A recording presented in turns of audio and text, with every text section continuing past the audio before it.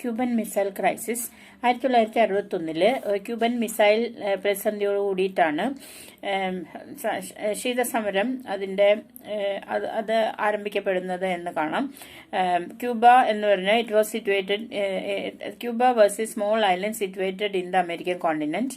അമേരിക്കയുടെ തൊട്ടടുത്ത് കിടക്കുന്ന വളരെ ചെറിയ ഒരു ദ്വീപ് സമൂഹമാണ് ക്യൂബ എന്ന് കാണാം. അവിടെ ഒരു കമ്മ്യൂണിസ്റ്റ് ഭരണമാണ് വന്നത്. ഫിഡൽ കാസ്ട്രോന്റെ നേതൃത്വത്തിലുള്ള കമ്മ്യൂണിസ്റ്റ് ഭരണമാണ് വന്നത്. അവർക്ക് സോവിയറ്റ് യൂണിയനുമായിട്ടൊരു ചായ്വ് ഉണ്ടായിരുന്നതായിട്ട് കാണാം. And during the time of Nikita ക്രൂഷ്ചേവിന്റെ കാലഘട്ടത്തിൽ അവിടെ ക്യൂബയിൽ സോവിയറ്റ് യൂണിയനുമായി കൂടി ചേർന്ന് അവര് ക്യൂബയിൽ കുറച്ച് മിസൈലുകളെല്ലാം കൊണ്ടുപോയി അവിടെ ഇൻസ്റ്റാൾ ചെയ്തതായിട്ട് കാണാം. ആൻഡ് ആ സമയത്ത് അമേരിക്കൻ പ്രസിഡന്റ് ആയിരുന്ന ജോൺ എഫ് കെന്നഡി ആയിരുന്നു അമേരിക്കൻ പ്രസിഡന്റ് ആയിരുന്നത് എന്ന് കാണാം. അപ്പോൾ എല്ലാ ലോകരാഷ്ട്രങ്ങളെയും വിറപ്പിക്കുന്ന അമേരിക്കയ്ക്ക് ഈ ജോൺ എഫ് കെന്നഡിയുടെ കാലഘട്ടത്തിൽ ക്യൂബയിൽ ഈ മിസൈൽ കൊണ്ടുവച്ചത് അവരറിഞ്ഞില്ല.